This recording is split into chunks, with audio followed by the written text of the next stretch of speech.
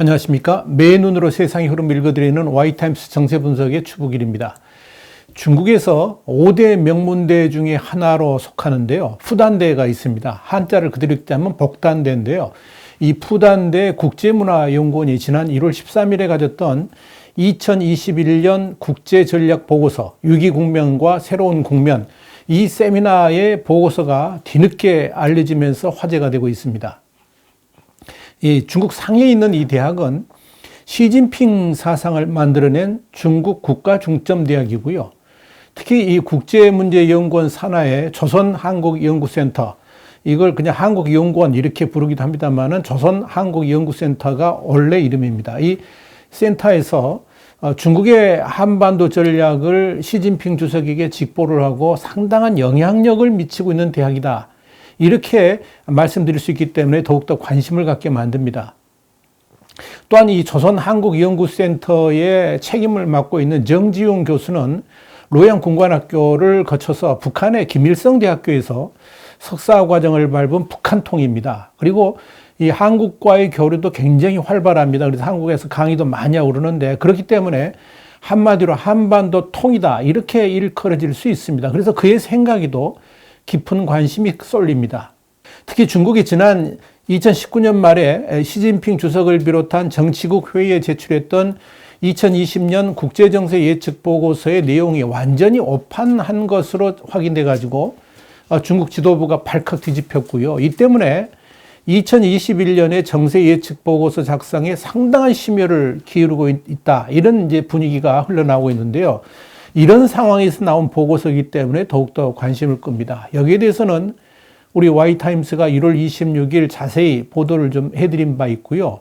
유튜브 동영상도 1월 26일자 Y타임스 중국 분석을 보시면 아실 수 있을 겁니다. 2020년 중국을 중심으로 전 세계의 정세를 예리하게 분석했는데요. 이 보고서가 15개의 주제로 나눠져 있습니다.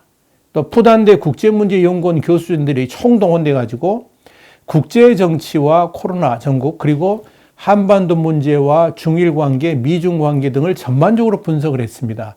87쪽으로 이루어져 있는 상당히 의미가 있는 보고서다 이렇게 말씀드릴 수 있습니다. 그렇다면 이 푸단대 보고서에서 한반도 문제는 어떻게 봤을까요? 조선한국연구센터 주임 교수인 정지용은 한반도 부분에 대해서 이렇게 썼습니다. 한마디로 말씀드려서 한국에게는 그야말로 혹평에 가까운 분석을 했고요. 북한통답게 북한을 향해서는 상당히 너그러운 시선을 보냈습니다. 이 정지용 교수의 한국 정세 분석을 한마디로 요약하자면 이런 겁니다. 2021년 대선회의가 시작된 한국은 미중 북핵 문제에서 무의지, 무기력, 능력 부족 상태에서 상황 유지에 급급해야 할 것이다 라고 일가를 했습니다. 그러면서 정지용은 이 문재인 정부가 남북 관계에서 주도권을 잃었다 그러면서 미북 협상 과정에서 한국이 보여준 무능과 이 한국 내부 반복 행위에 대한 늦은 대응이 북한이 한국을 더는 신뢰하지 않게 만들었다라고 썼습니다.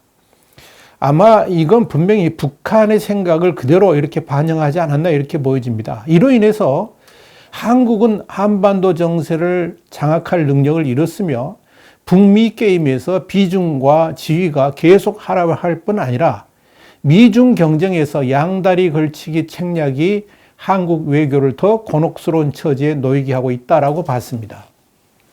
그러다 보니까 이 국내 문제에서 보수와 진보의 다툼이 사회적 초미의 관심사가 되면서 경제 문제까지 쓸만한 방안이 없다라고 아주 비판적으로 썼습니다. 특히 문재인 정부의 대북 정책에 대해서는 가혹하다 할 정도로 비판적입니다. 정지영 교수는 바이든 정부의 대한반도 3대 정책, 그러니까 북한을 당기고 한국은 달래고 중국은 밀쳐내기라는 소제목이 달린 대북 정책 분석을 했는데요. 이 가운데 이런 내용이 있습니다. 남북 문제에서 한국은 보기 드문 제로 교류 상태에 들어섰다. 교류가 전혀 없다 그 말이죠. 한국의 외교, 내치, 경제 모두 북한의 강경한 입장 때문에 무한 반복하는 악순환 상태에 접어들었다라고 분석을 했습니다. 이로 인해 가지고 한반도 상황을 어느 쪽도 움직이지 않는 소빙하기에 접어들었고, 이 조 바이든 미 행정부 출범이 새로운 변화를 가져올 것이다 라고 전망을 했습니다.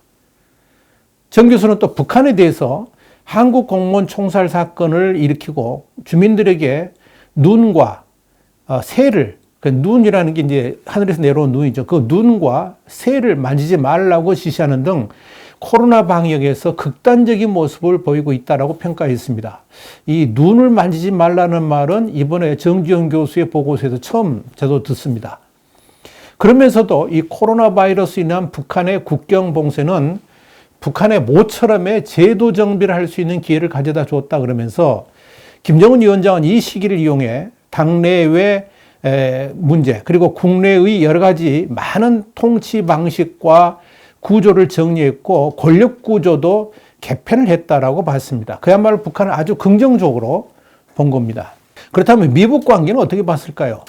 정지영 교수는 북한의 대미 외교에 대해서 미국의 정권 교체 부응해 왔는데 과거에는 고순도치 책략을 썼고 트럼프 시기에는 양파 껍질 책략을 썼다는 겁니다. 그리고 이제 바이든 정부가 들어서면서 티포텟 책략으로 진화했다라고 분석을 했습니다.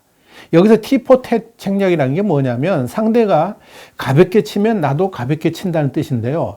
이에는 이, 눈에는 눈 같은 이렇게 상대가 자신에게 한 대로 갚는 그런 맞대응 전략을 티포텟 전략이라고 이렇게 말합니다.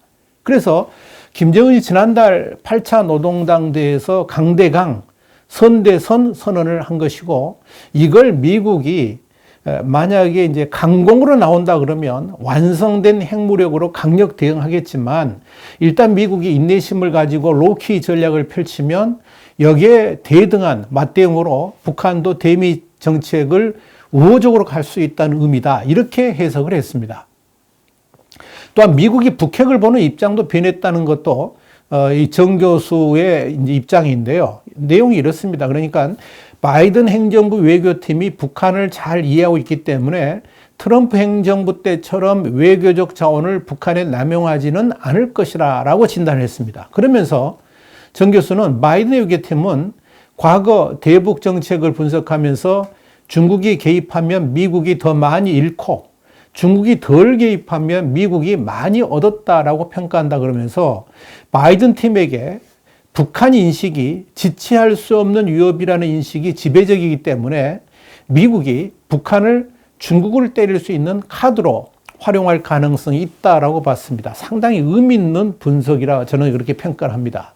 자, 그렇다면 이 보고서에서 중국의 외교 문제에 대해서는 어떻게 했을까요? 제가 일부러 이 말씀을 드리는 이유가 이 남북 문제라든지 미북 간의 문제, 한반도 문제를 바라보는 시각하고 중국이 다른 나라를 바라보는 시각하고 너무 다르기 때문에 제가 일부러 이 말씀을 드립니다. 이 국제문제연구원의 런민왕 연구원이 쓴 중국 외교 분석을 보니까요. 그야말로 세계 정세를 보는 중국적 시각이 고스란히 드러나 보입니다.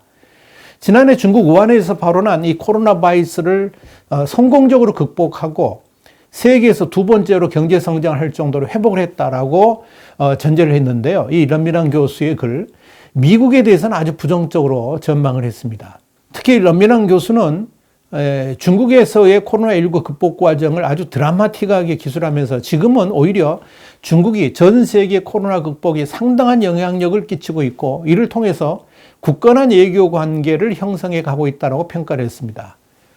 또한 중러 관계가 실질적인 동맹으로서의 발전 가능성을 예측을 했고 유럽연합 국가들, 특히 메르켈 독일 총리나 프랑스의 마크롱 대통령과 5차례나 통할 정도로 돈독한 관계를 만들고 있다고 자평을 했습니다.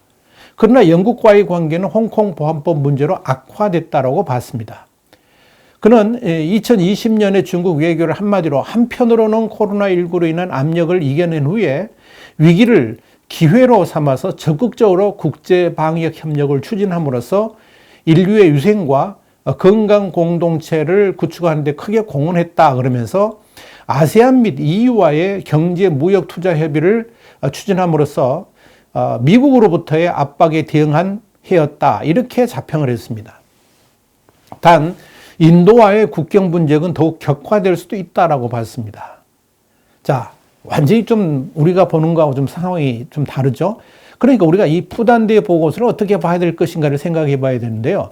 이 푸단대학 국제문제연구원의 이번 보고서를 전반적으로 평가한다 그러면 대외적으로 발표하는 중국의 외교 분석은 역시 중국 내 세계관을 그대로 반영할 수밖에 없다는 한계가 명확하게 드러납니다.